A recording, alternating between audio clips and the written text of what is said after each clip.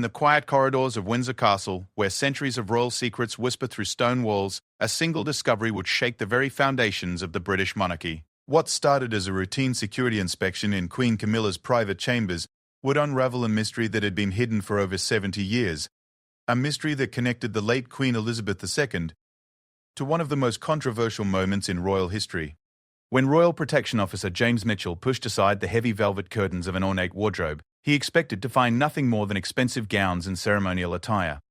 Instead, his flashlight illuminated something that would make him question everything he thought he knew about the royal family's most guarded secrets. Wrapped in pristine white silk, bearing the unmistakable scent of lavender and thyme, lay a robe that history had forgotten, but the royal family had not. This is the story of how one man's dedication to duty unveiled a treasure that would rewrite the narrative of Britain's most beloved monarch, revealing a side of Queen Elizabeth II that the world had never seen, and exposing the extraordinary lengths to which the royal family would go to protect their most precious memories. The morning mist clung to the ancient stones of Windsor Castle as Royal Protection Officer James Mitchell began his weekly security sweep of the Queen Consort's private apartments. It was a Tuesday in late October 2023, and the autumn air carried the familiar scent of burning leaves from the castle grounds. Mitchell had been performing these inspections for nearly 15 years, ever since joining the Royal Protection Command, and he approached each one with the same methodical precision that had earned him commendations from his superiors.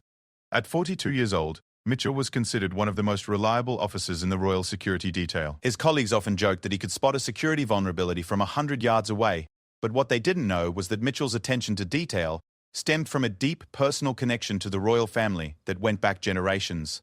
His great-grandfather had served as a footman to King George VI, and stories of royal service had been passed down through his family like precious heirlooms. The Queen Consort's apartments were located in the private wing of Windsor Castle, an area that few outside the immediate royal circle ever glimpsed. The rooms were elegantly appointed with priceless antiques, Persian rugs and paintings that had witnessed centuries of royal history. Mitchell moved through each room systematically, checking windows, examining locks, and ensuring that the sophisticated security systems were functioning properly. As he entered Camilla's private dressing room, Mitchell paused to admire the opulent space. The room was designed like something from a fairy tale, with floor-to-ceiling mirrors framed in gilded wood, crystal chandeliers that cast dancing rainbows across the walls, and an enormous wardrobe that dominated the far end of the room. The wardrobe itself was a masterpiece of craftsmanship, carved from dark mahogany and inlaid with mother-of-pearl details that seemed to glow in the soft morning light. Mitchell had inspected this room dozens of times before, but today something felt different. As he approached the wardrobe to conduct his standard security check, he noticed that one of the heavy doors was slightly ajar, unusual for a space where everything was typically kept in perfect order. The royal household staff were meticulous in their attention to detail, and even the smallest deviation from the norm was worth investigating. Drawing closer to the wardrobe, Mitchell could see that the gap between the doors revealed only darkness within. He retrieved his standard-issue flashlight from his utility belt and carefully opened the doors wider. The wardrobe was divided into several sections, each containing different categories of the Queen Consort's extensive collection of formal wear. Evening gowns hung in protective garment bags, while day dresses were arranged by color and season. Shoes were organized on custom-built shelves, and accessories were stored in felt-lined drawers. But it was what Mitchell saw in the deepest recess of the wardrobe that made him stop breathing for a moment. Behind the last row of hanging garments, partially concealed by the shadows, was another smaller wardrobe, a wardrobe within a wardrobe. This inner cabinet was clearly much older than the surrounding fittings, its wood darker and more weathered, as if it had been moved from somewhere else and incorporated into the newer design. Mitchell's training had taught him to investigate any anomaly, no matter how small, and this hidden cabinet definitely qualified as unusual. He moved the hanging garments aside and examined the smaller wardrobe more closely. It was locked, but the lock appeared to be original to the piece, an ornate brass mechanism that looked like it hadn't been opened in years. The craftsmanship was exquisite, with delicate engravings that depicted roses and thistles intertwined, symbols representing England and Scotland. The young officer found himself torn between protocol and curiosity. His instructions were clear: conduct a thorough security inspection of all areas within his designated zone. But this hidden cabinet raised questions that went beyond standard security concerns. Who had placed it here? Why was it concealed behind the Queen Consort's clothing? And most importantly, what did it contain? Mitchell decided to document his discovery before taking any further action. He photographed the hidden cabinet from multiple angles, noting its position relative to the main wardrobe and the way it had been carefully integrated into the existing storage system. The photos would be included in his security report, but he knew that simply documenting the cabinet's existence wouldn't satisfy his growing curiosity. As he studied the lock mechanism more closely, Mitchell noticed something that made his pulse quicken. Engraved in tiny script along the edge of the brass lock plate were the letters E.R., Elizabeth Regina. This was unmistakably connected to the late Queen Elizabeth II, but what could she have stored in such a hidden location? The implications were staggering. If this cabinet had belonged to Queen Elizabeth II, it meant that she had specifically requested it to be placed in this concealed location. But why here? In what would eventually become Queen Camilla's dressing room? And why had it been left undisturbed for so long? Mitchell's mind raced as he considered his options. He could report the discovery to his immediate supervisor and let the chain of command handle the situation. Alternatively, he could attempt to open the cabinet himself, though doing so without proper authorization could jeopardize his career. The third option was to seek guidance from someone within the royal household who might have knowledge of the cabinet's history and purpose. The decision was made for him when he heard footsteps in the corridor outside. Someone was approaching the Queen Consort's apartments, and Mitchell knew he had only moments to decide his course of action. He quickly closed the wardrobe doors, ensuring that they were positioned exactly as he had found them, and stepped back to resume his standard inspection routine. The footsteps belonged to Mrs. Angela Kelly, the Queen's former dresser, and one of the most trusted members of the royal household staff. Mrs. Kelly had served Queen Elizabeth II for over 2 decades, and had been retained by King Charles III to assist with various wardrobe and ceremonial matters. Her knowledge of royal protocol was encyclopedic, and she commanded respect from staff members throughout the castle. "Good morning, Officer Mitchell," Mrs. Kelly said as she entered the dressing room. "I trust everything is in order here?" Mitchell found himself at a crossroads. Mrs. Happians. Kelly's presence presented an unexpected opportunity to learn more about the hidden cabinet without violating protocol. As someone who had been intimately involved with the royal family's private affairs for so many years, she might have knowledge of the cabinet's significance. "Good morning, Mrs. Kelly," Mitchell replied. "I was just completing my weekly inspection. Everything appears to be secure, though I did notice something unusual that I thought you might be able to explain." Mrs. Kelly's expression shifted slightly, becoming more alert. "Oh? What sort of unusual thing?" Mitchell gestured toward the wardrobe. "There appears to be an older cabinet concealed within the main wardrobe. It bears the initials ER, and looks like it might have belonged to the late Queen. I was wondering if you might know something about its history or purpose." The color drained from Mrs. Dingsno, Kelly's face, and for a moment she seemed to struggle for words. When she finally spoke, her voice was barely above a whisper. "You found it. I'm sorry?"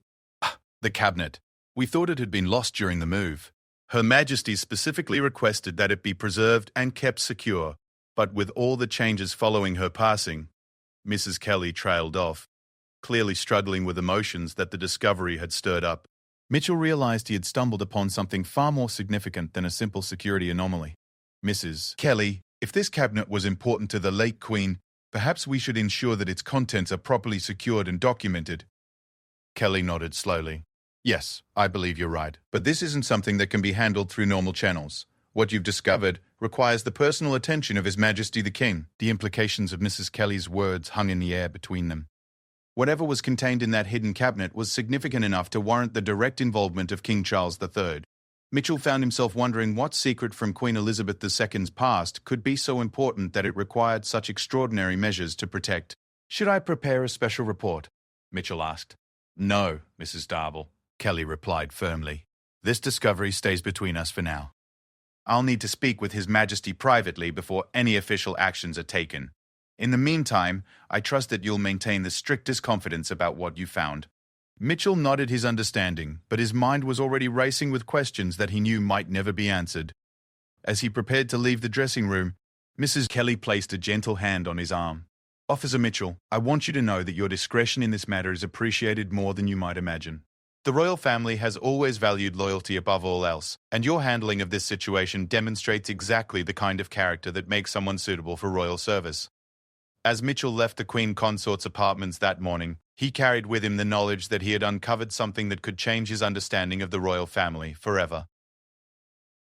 The hidden cabinet with its mysterious contents had transformed a routine security inspection into the beginning of an extraordinary adventure that would soon reveal secrets that had been carefully guarded for decades. The autumn sun was now fully illuminating the castle grounds as Mitchell made his way back to the security office, but his thoughts remained focused on the darkened interior of that hidden cabinet and the mysteries it contained. He couldn't shake the feeling that his discovery was about to set in motion a chain of events that would reach far beyond the walls of Windsor Castle and into the very heart of Britain's royal heritage.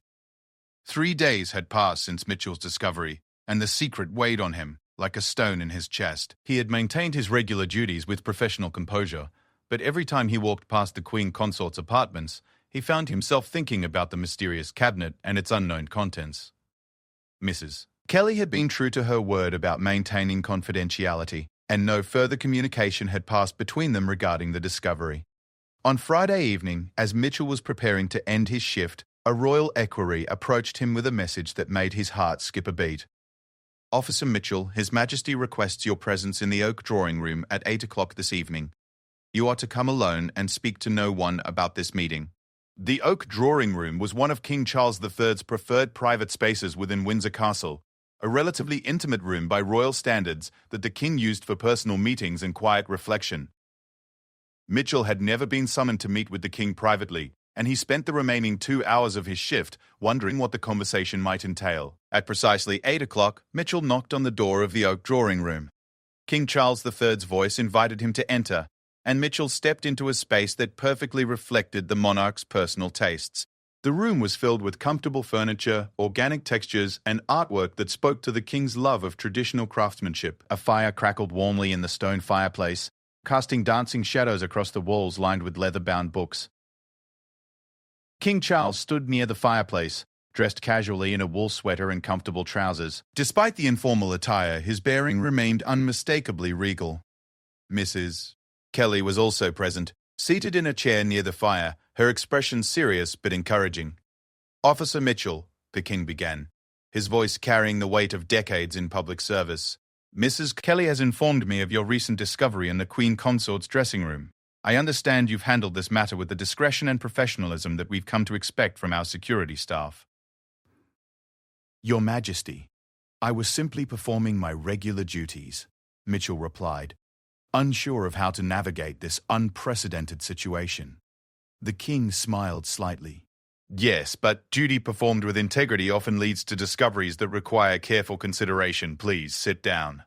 What I'm about to share with you involves family history that has been closely guarded for many years."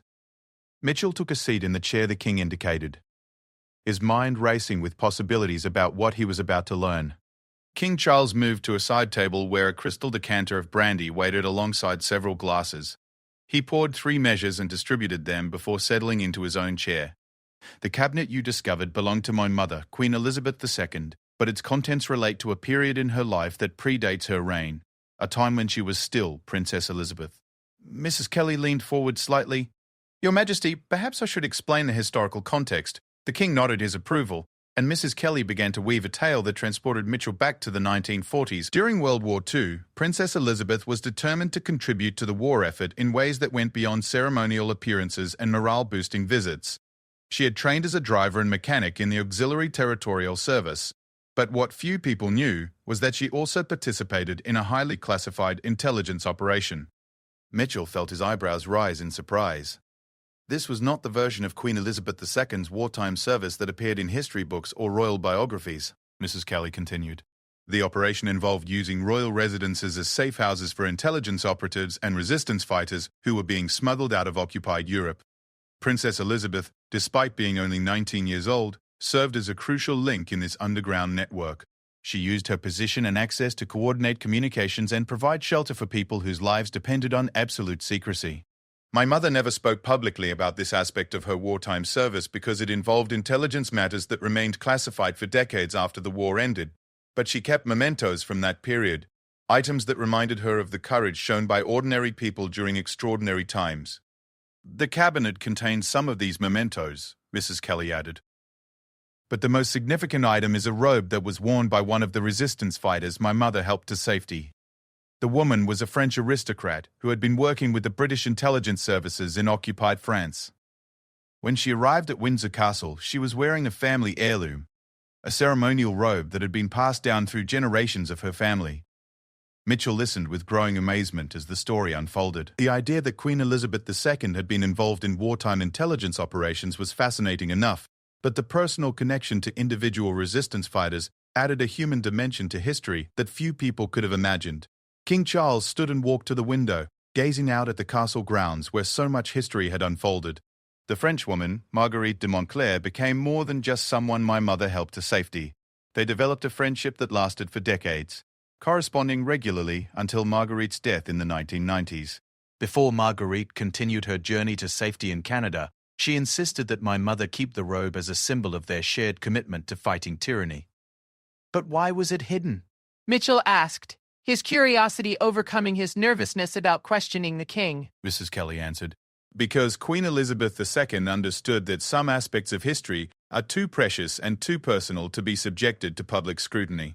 She valued the privacy of the people who had trusted her with their lives, and she wanted to preserve the dignity of their sacrifice without turning it into a spectacle. King Charles returned to his chair, his expression thoughtful. My mother often said the true service sometimes requires keeping secrets, not because the truth is shameful, but because some truths are too sacred to be treated as mere historical curiosities. Mitchell began to understand the magnitude of what he had discovered. This wasn't just a hidden cabinet containing old clothing. It was a repository of personal memories from one of the most significant periods in modern history, preserved by someone who understood the difference between public duty and private honor. Your Majesty, Mitchell said carefully, what would you like me to do with this knowledge? The king smiled approvingly at the question. I'm glad you asked, because your role in this matter is far from over. Tomorrow, we're going to open the cabinet together, and I'm going to ask you to help me ensure that its contents are properly preserved and protected. Mrs. Kelly nodded her agreement. His Majesty has decided that the items in the cabinet should be catalogued and preserved, but not as museum pieces or public curiosities.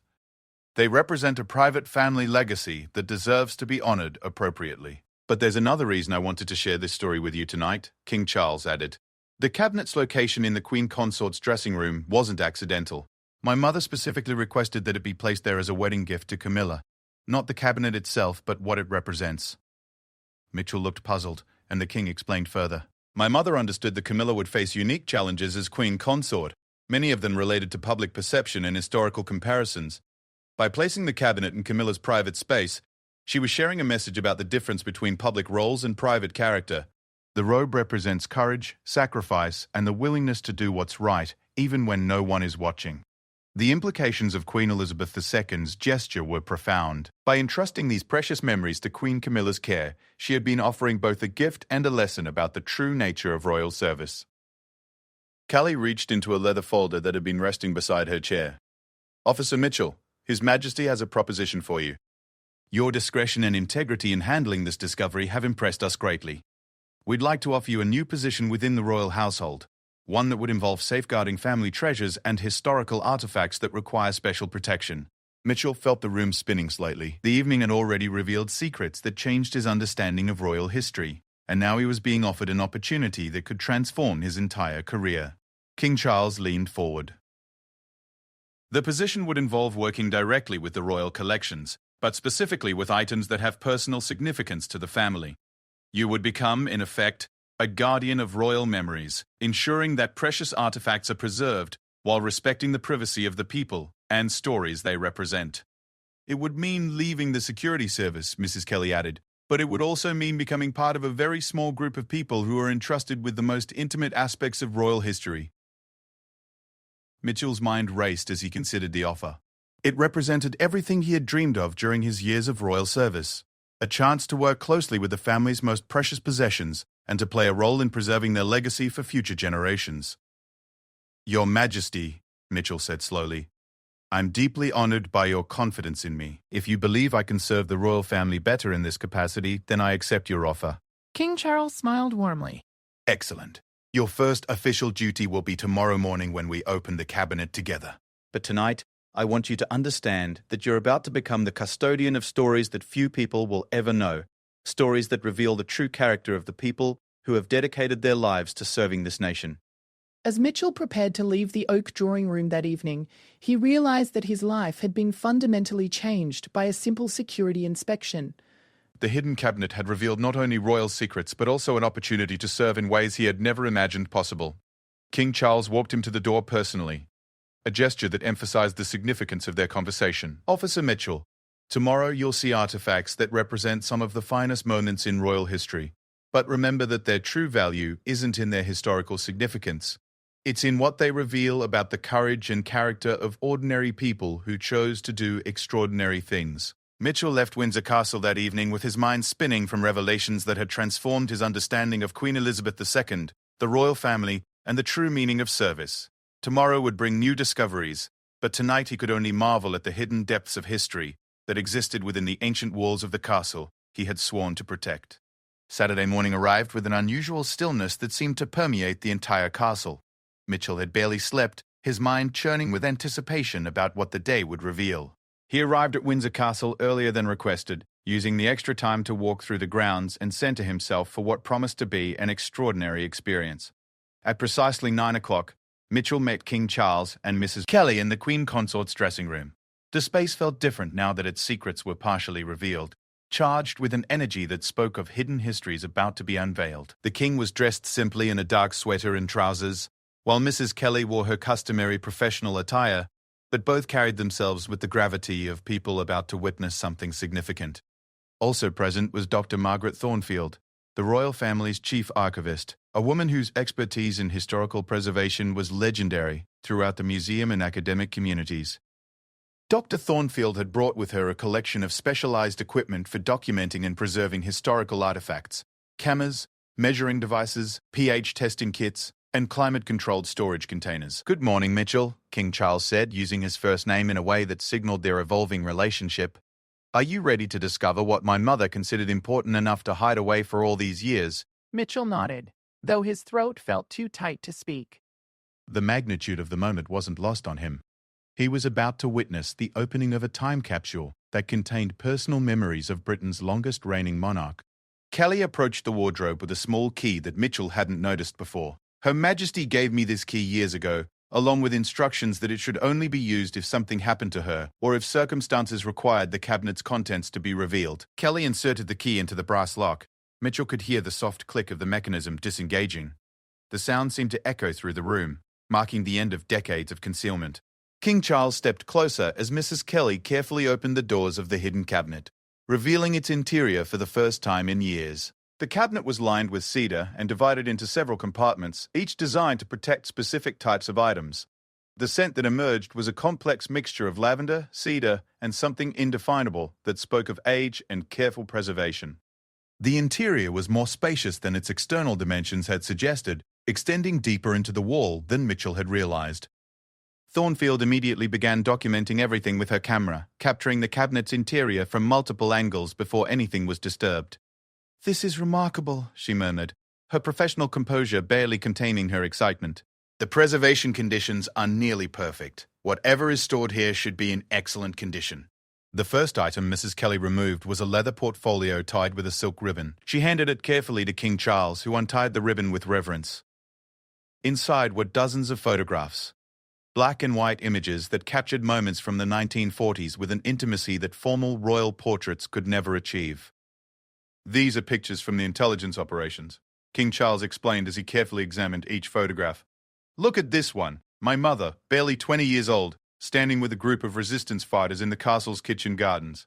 Mitchell leaned closer to examine the photograph. Princess Elizabeth looked impossibly young, her hair styled in the fashion of the era, wearing practical clothing rather than royal attire. Around her stood men and women whose faces reflected the strain and determination of people fighting for their lives and freedom. The princess's expression showed none of the formal composure of her later public appearances. Instead, she appeared animated and deeply engaged with the people around her. "And here," Mrs. Kelly added, pointing to another photograph, "is Marguerite de Montclair, the French aristocrat I told you about yesterday." The woman in the photograph was striking, tall and elegant despite the wartime circumstances, with intelligent eyes that seemed to look directly at Mitchell across the decades. She wore a simple dress, but her bearing spoke of aristocratic breeding and inner strength. In the photograph, she was laughing at something Princess Elizabeth had apparently just said, creating a moment of joy amid the darkness of war. Dr. Thornfield carefully documented each photograph while King Charles and Mrs. Kelly shared stories about the people and events they depicted. Mitchell found himself transported to a time when Windsor Castle had served as more than a royal residence. It had been a beacon of hope for people fleeing tyranny and oppression.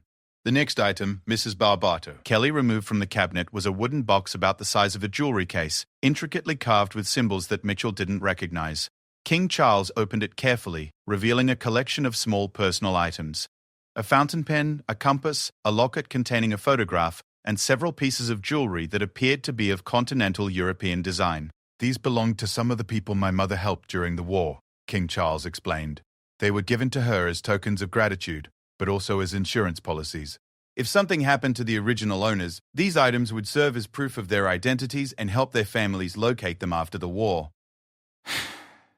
Mrs. Kelly added, Her Majesty kept detailed records of every person she helped and every item she was given. She felt a responsibility to preserve these connections long after the immediate danger had passed. Dr. Thornfield was making detailed notes about each item, measuring and photographing them from multiple angles. The historical significance of this collection is extraordinary, she commented. These items provide personal connections to resistance operations that have been largely undocumented in official histories. But it was the third item that Miss Kelly removed from the cabinet that truly took Mitchell's breath away. Wrapped in layers of pristine white silk was a robe of such beauty and craftsmanship that it seemed to glow in the soft light of the dressing room. The fabric was a deep burgundy velvet, embroidered with gold thread in patterns that spoke of centuries of tradition and royal heritage. The de Montclair family robe, King Charles said softly, his voice filled with emotion. Marguerite told my mother that it had been worn by women in her family for over 300 years at coronations, weddings, and other ceremonial occasions. Thornfield carefully unfolded the robe. Its true magnificence became apparent. The embroidery was extraordinarily detailed, depicting heraldic symbols, floral motifs, and what appeared to be scenes from French history. The craftsmanship was of a quality that belonged in the world's finest museums, yet it carried with it the intimate history of a family's survival during humanity's darkest hour. Marguerite insisted that my mother keep it, Mrs. Kelly explained, because she said that true nobility wasn't about bloodlines or titles, it was about the courage to protect others when they couldn't protect themselves. Mitchell found himself deeply moved by the story behind the robe. Here was an artifact that represented not just royal history, but the intersection of personal courage and historical significance. The robe had survived the Nazi occupation of France, a dangerous journey to England, and decades of careful preservation, all because two young women had recognized something extraordinary in each other during a time of unprecedented crisis. King Charles carefully examined the robe's construction, pointing out details that revealed the skill of its creators. Look at this embroidery here, he said, indicating a section near the collar. These are English roses worked into the French design. Marguerite added them herself while she was staying at Windsor Castle, as a way of honoring my mother's courage. The addition of English roses to a centuries-old French ceremonial robe was deeply symbolic, representing the bonds that had been forged between two nations and two families during wartime. It was a gesture that spoke to the international nature of the resistance movement and the personal friendships that had sustained people through their darkest moments. Dr. Thornfield was documenting every detail of the robe with the thoroughness of someone who understood its historical significance. This is one of the finest examples of 17th century French ceremonial embroidery that I've ever encountered, she said. The addition of the English roses makes it unique, a truly one-of-a-kind artifact that represents the fusion of two cultural traditions. As they continued to examine the robe, Mrs. Kelly shared more details about Marguerite de Montclair's story. She came from one of France's oldest noble families, but she had thrown herself into resistance work after her younger brother was killed by the Nazis. She was incredibly brave. She had been operating under deep cover in occupied France, using her family's connections to move intelligence operatives and Allied airmen to safety. King Charles added, when she arrived at Windsor Castle, she was exhausted and traumatized, but she never lost her dignity or her determination to continue fighting. My mother said that Marguerite taught her that true strength comes from the willingness to sacrifice personal comfort for the welfare of others. The fourth item in the cabinet was a leather-bound journal, its pages filled with Princess Elizabeth's handwritten notes about the people she had helped and the operations she had supported. Mitchell was amazed to see the future Queen's personal thoughts recorded in careful cursive writing, documenting not just the facts of what had happened, but also her emotional responses to the courage and sacrifice she had witnessed. My mother kept this journal as a way of honoring the people who had trusted her with their lives, King Charles explained. She wanted to ensure that their stories would be preserved, even if they could never be told publicly during her lifetime. Dr. Thornfield was particularly excited about the journal. This provides a first-person account of wartime intelligence operations from a royal perspective, she said. It's an invaluable historical document that sheds new light on the royal family's involvement in the war effort. The final item in the cabinet was a small wooden cross, simply carved, but bearing an inscription in French that Mitchell couldn't read. Kelly translated, "For Elizabeth, who showed us that angels sometimes wear crowns. With eternal gratitude, Marguerite." King Charles held the cross carefully, his expression reflecting the weight of the memories it represented. "Marguerite gave this to my mother just before she left England to continue her journey to safety. It had belonged to her grandmother, and she wanted my mother to have it as a reminder that their friendship would endure regardless of the physical distance between them." As the morning progressed, and all the cabinet's contents had been revealed and documented, Mitchell found himself overwhelmed by the richness of the stories that had been preserved within that hidden space. Each item represented not just historical significance, but also personal connections that had shaped Queen Elizabeth II's understanding of duty, courage, and service.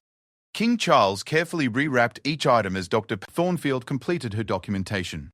"These artifacts will be preserved in the royal archives," he said, "but they will remain private family possessions rather than public museum pieces. My mother's wish was that they be honored but not exploited." As they prepared to close the cabinet, Mrs. Pratt Kelly shared one final detail that brought the entire story full circle. Before Her Majesty passed away, she left specific instructions that when these items were eventually revealed, they should serve as a reminder to future generations that the most important royal duty is to protect and serve those who cannot protect themselves. Mitchell realized that Queen Elizabeth II had understood that her wartime experiences had been defining moments in her development as a leader and as a person.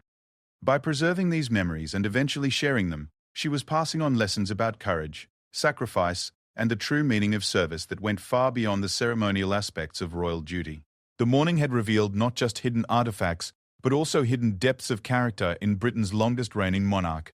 Mitchell left the Queen Consort's dressing room that day with a profound new understanding of the royal family and his own role in preserving their legacy for future generations. In the weeks following the opening of Queen Elizabeth II's hidden cabinet, Mitchell found himself settling into his new role as guardian of the royal family's most precious private collections. His office, located in a quiet wing of Windsor Castle, had been transformed into a climate-controlled sanctuary for historical artifacts that required special care and discretion. The space was equipped with state-of-the-art preservation equipment, secure storage facilities, and a comprehensive cataloguing system that would ensure these treasures were protected for future generations. Dr. Riles B. and Gaze Thornfield had become Mitchell's mentor in the complex world of historical preservation, teaching him the scientific principles behind artifact conservation, while sharing stories about the remarkable items that had passed through her care over the decades. Their working relationship had evolved into a genuine friendship based on their shared passion for protecting the past and their understanding of the profound responsibility that came with safeguarding royal memories. The Montclair robe had become the centerpiece of Mitchell's new collection, displayed in a specially designed case that protected it from light, humidity, and other environmental factors that could cause deterioration. Every morning when Mitchell entered his office, he paused to look at the magnificent garment, still amazed by the journey that had brought it from a French chateau to a hidden cabinet in Windsor Castle. But the robe's story was far from over. 3 weeks after its discovery, Mitchell received a call that would add another extraordinary chapter to its history. The caller was Professor Marie Dubois from the Sorbonne in Paris, a historian specializing in French resistance operations during World War II. "Mr. Mitchell," Professor Dubois said in accented English, "I understand that you have recently discovered items belonging to Marguerite de Montclair. I am calling because I believe I have information that might be of interest to the royal family." Any new information about Marguerite or her connection to Queen Elizabeth II would be invaluable in understanding the full context of the artifacts in his care. Professor Dubois continued, "I am the great-niece of Marguerite de Montclair. My family has been searching for information about her wartime activities for decades. We knew that she had worked with British intelligence and had spent time in England, but we had no details about her specific activities or the people who helped her.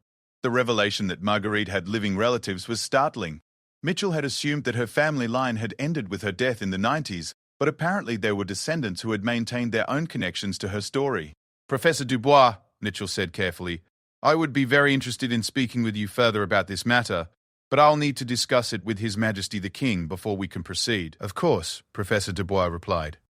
But I wanted you to know that my family has preserved documents and photographs related to Marguerite's resistance work. We would be honored to share them with the royal family, as a gesture of gratitude for the help that was provided to our ancestor. Mitchell arranged to meet with King Charles that same afternoon to discuss this unexpected development. The king was in his private study when Mitchell arrived, surrounded by papers related to his various charitable organizations and official duties. When Mitchell explained the purpose of his visit, King Charles set aside his work immediately. "This is quite remarkable," the king said after hearing about Professor Dubois' call. "My mother would be fascinated to know that Marguerite's family has preserved their own records of her wartime activities." Mitchell outlined the possibilities that Professor Dubois' offer presented. "Your Majesty, if her family has documents and photographs that complement the items we've discovered, it might be possible to create a more complete picture of the intelligence operations that involve Princess Elizabeth." King Charles was quiet for a moment, clearly weighing the implications of pursuing this connection. "The challenge is maintaining the privacy that my mother valued while also honoring the sacrifice of the people she helped. If we're going to explore this further, we need to ensure that any information shared remains within appropriate boundaries." They decided to invite Professor Dubois to visit Windsor Castle, where she could examine the artifacts in Mitchell's care and share her family's documents in a secure environment. The meeting was scheduled for the following week, giving Mitchell time to prepare a proper presentation of the Montclair materials and to coordinate with Dr. Thornfield about the historical significance of any new information they might receive. Professor Dubois arrived on a grey December morning, accompanied by her research assistant and carrying 2 leather portfolios that appeared to be quite old. She was a woman in her early 50s, with the same intelligent eyes that Mitchell had noticed in the photographs of her great-aunt Marguerite. Her bearing combined academic seriousness with an unmistakable French elegance that seemed to run in the family. King Charles received Professor Dubois in the oak drawing room, the same space where Mitchell had first learnt about the hidden cabinet's significance. The meeting began with formal pleasantries, but the atmosphere quickly became charged with emotion as Professor Dubois began sharing her family's memories of Marguerite. "My great-aunt was a remarkable woman," Professor Dubois began.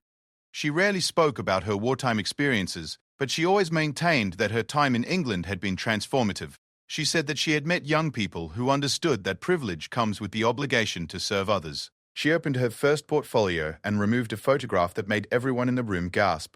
It showed Princess Elizabeth and Marguerite standing together in what appeared to be the castle gardens. But this photograph had been taken from a different angle than the ones found in the hidden cabinet. In this image, both women were smiling broadly, clearly enjoying each other's company despite the dangerous circumstances that had brought them together. This photograph was taken by my grandfather, Marguerite's younger brother, Henri, who had also escaped to England, Professor Dubois explained. He survived the war and eventually moved to Canada, where our branch of the family settled. Dr. Thornfield examined the photograph with professional interest. The lighting and composition suggest this was taken on the same day as several of the photographs we found in the cabinet. It provides additional documentation of the relationship between Princess Elizabeth and your great-aunt. Professor Dubois then shared documents that revealed the scope of Marguerite's resistance activities. She had been part of a network that had successfully evacuated over 200 Allied airmen and intelligence operatives from occupied France, often at tremendous personal risk. Her aristocratic connections had provided cover for these operations, but they had also made her a target for Nazi authorities who were increasingly suspicious of French nobility. According to the family records, Professor Dubois continued, Marguerite credited Princess Elizabeth with saving not just her life, but also her sense of purpose. She said that watching such a young woman take on enormous responsibilities with grace and determination had inspired her to continue fighting even when the situation seemed hopeless. King Charles was visibly moved by this revelation. My mother never spoke about the personal impact she had on the people she helped. She always focused on what she had learned from them, rather than what she might have given them. Professor Dubois opened her second portfolio and removed what appeared to be a letter written on Windsor Castle stationery. This is a letter that Princess Elizabeth wrote to Marguerite after she had safely reached Canada. My great-aunt treasured it for the rest of her life. The letter was written in Princess Elizabeth's careful handwriting and dated 6 months after Marguerite's departure from England. In it, the future queen expressed her admiration for Marguerite's courage and shared her own reflections about the lessons she had learned from their time together. Mitchell read over King Charles's shoulder as the king examined the letter. Princess Elizabeth had written, Dear Marguerite, I think of you often and hope that you are finding peace in your new surroundings. Your strength during such difficult times taught me that true leadership requires the willingness to bear witness to suffering while never losing hope for a better future. I will carry these lessons with me for the rest of my life. The letter continued with personal details about life at Windsor Castle and expressions of friendship that revealed the deep bond that had developed between the two young women. It concluded with a promise. I hope that someday, when the world is at peace again, we can meet under happier circumstances and remember these dark times as proof of humanity's capacity to overcome evil through courage and kindness. Dr. Thornfield was documenting everything with her usual thoroughness, but Mitchell could see that she was also deeply affected by the emotional weight of these discoveries. The artifacts and documents were revealing a side of Queen Elizabeth II that the public had never seen, a young woman forming profound friendships under extraordinary circumstances, and being shaped by experiences that would influence her approach to leadership for the rest of her life.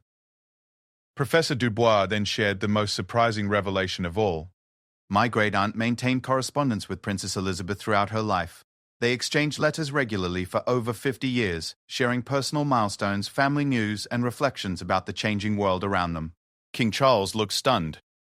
I had no idea that their friendship continued for so long.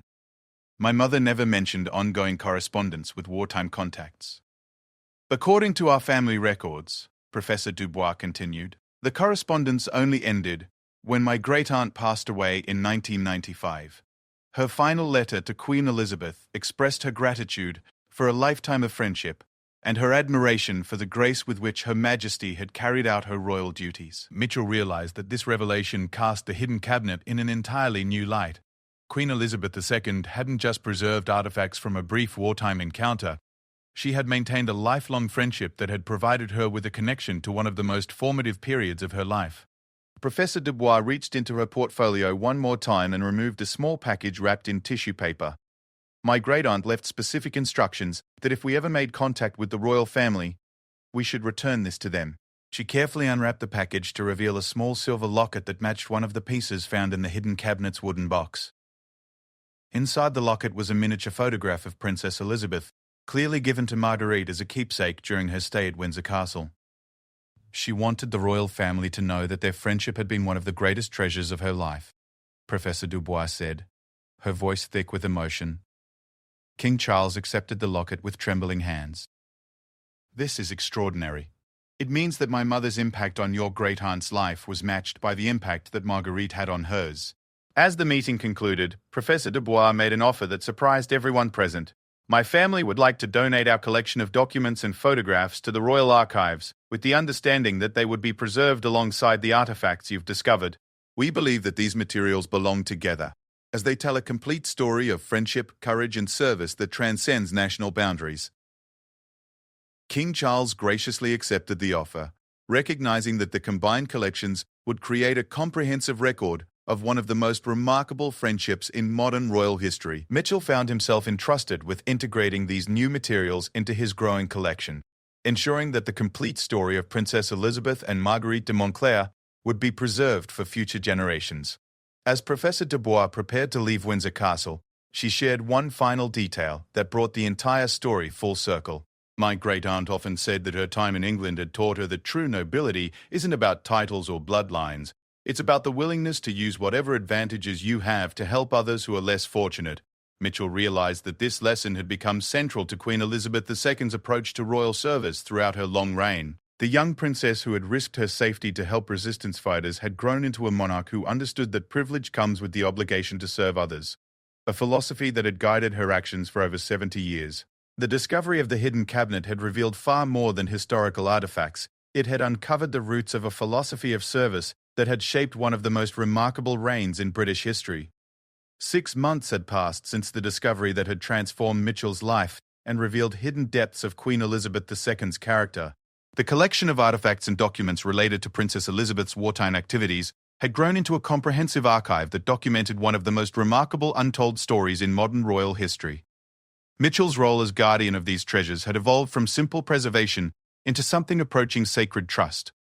The integration of Professor Dubois' family materials with the items found in the hidden cabinet had created a narrative that was both historically significant and deeply personal. The complete correspondence between Princess Elizabeth and Marguerite de Montclair, spanning over 50 years, revealed the development of a friendship that had profoundly influenced both women's understanding of duty, service, and courage. Mitchell had spent countless hours studying these letters, working with Dr. Spirit Thornfield to ensure their proper preservation while also beginning to understand the full scope of their historical importance. The correspondence revealed Princess Elizabeth's evolution from a brave but inexperienced young woman into the wise and compassionate monarch who would guide Britain through some of its most challenging decades. But it was a letter dated just 3 years before Queen Elizabeth II's death that had the most profound impact on Mitchell's understanding of why these materials had been so carefully preserved and eventually revealed. In the letter, Queen Elizabeth II had written to Marguerite, "As I approach the end of my reign, I find myself thinking more and more about the lessons you taught me during those dark days of war. You showed me that true strength comes not from avoiding difficult situations, but from facing them with dignity and compassion. I hope that the next generation of our family will understand that the greatest privilege of royal service is the opportunity to make a positive difference in the lives of people who need help the most." The letter continued with reflections about the changing world and Queen Elizabeth II's hopes for the future of the monarchy. But it was the final paragraph that had brought tears to Mitchell's eyes when he first read it. "I have preserved our correspondence and the mementos from our time together, not as museum pieces, but as reminders that the most important moments in life often happen away from public view, in quiet acts of courage performed by ordinary people who choose to do extraordinary things." Thornfield had helped Mitchell understand that Queen Elizabeth II's preservation of these materials represented a form of historical stewardship that went beyond simple nostalgia. The late Queen had recognized that future generations would need examples of moral courage and principled leadership, and she had carefully maintained these records as a resource for royal family members who would face their own challenges and difficult decisions. The significance of this stewardship became clear when King Charles announced his intention to share selected elements of the story with his son, Prince William, and daughter-in-law, Princess Catherine. The king believed that understanding Princess Elizabeth's wartime experiences would provide valuable context for the next generation of royals as they prepared for their own increased responsibilities.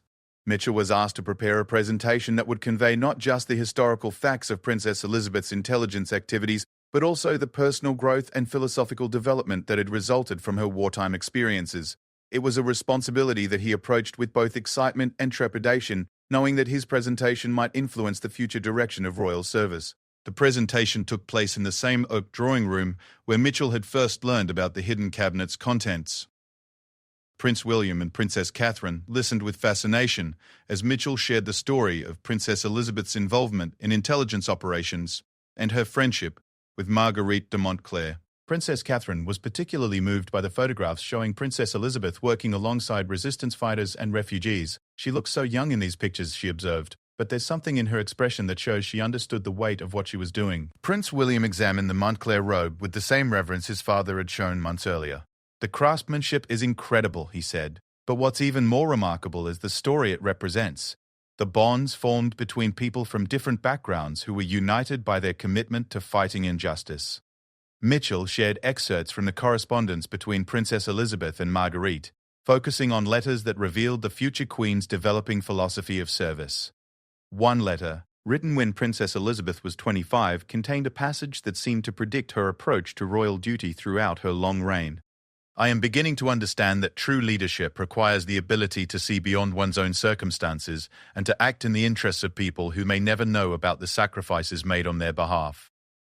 King Charles added his own reflections about how his mother's wartime experiences had shaped her approach to monarchy. "She often spoke about the importance of understanding that royal privilege exists to serve the common good, not for personal benefit. I believe her experiences during the war taught her that leadership is most authentic when it involves personal risk and genuine sacrifice." As the presentation concluded, Prince William asked a question that surprised Mitchell with its depth and perception. "Mr. Pete, "Mitchell, do you think my grandmother preserved these materials because she wanted future generations to understand that royal service requires more than ceremonial duties?"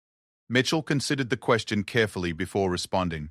"Your Royal Highness, I believe Queen Elizabeth II understood that each generation of royals would face unique challenges that couldn't be addressed by following traditional protocols alone. She preserved these materials as examples of principled decision-making under pressure, hoping that they would provide guidance for situations that required moral courage rather than just proper etiquette."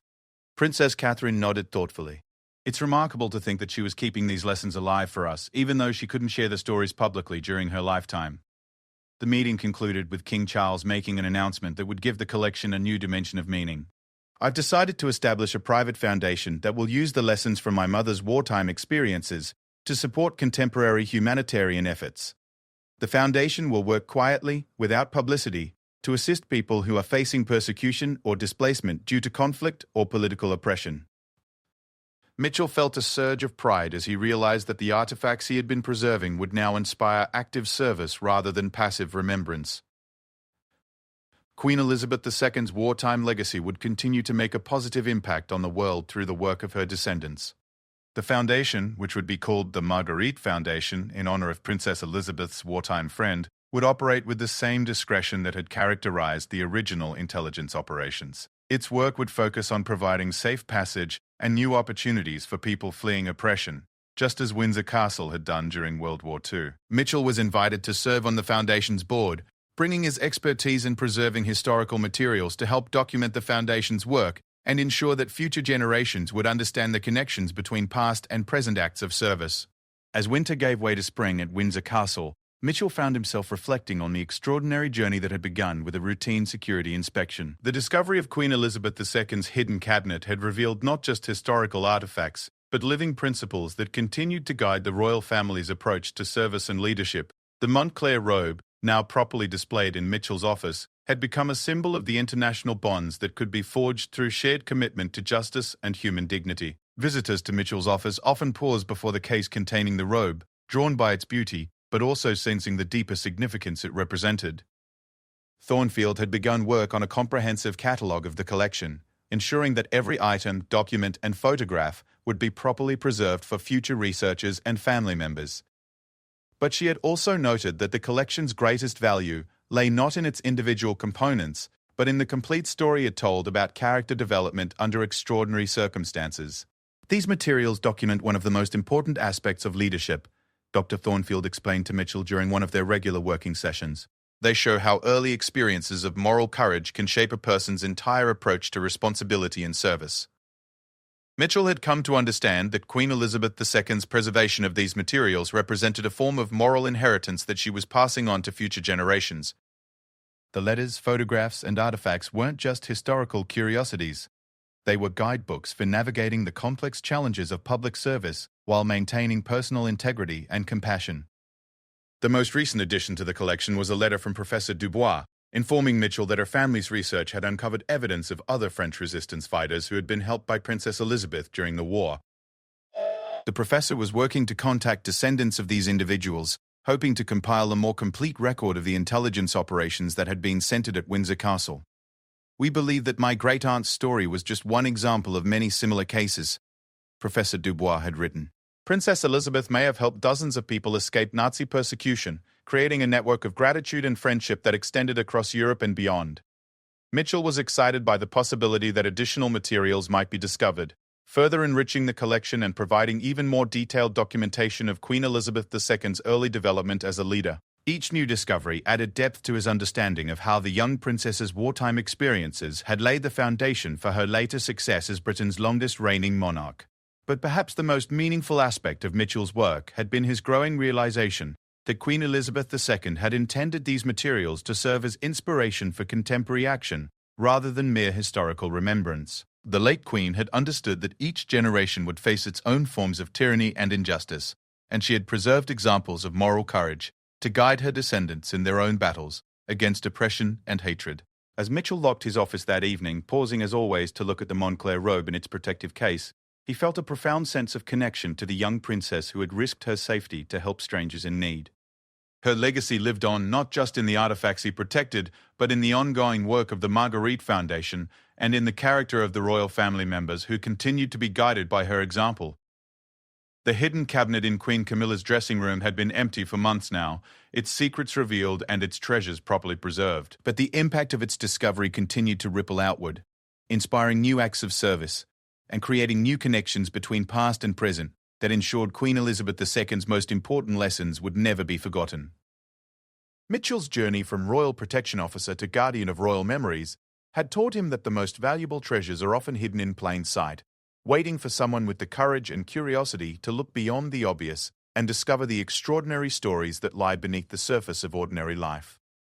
Queen Elizabeth II's hidden legacy had been preserved for exactly this purpose, to remind future generations that true nobility comes not from titles or ceremonies, but from the willingness to use one's advantages to help others who are less fortunate. The story that had begun with a slightly ajar wardrobe door had evolved into something far greater, a living testament to the power of moral courage and principled leadership that would continue to inspire acts of service for generations to come.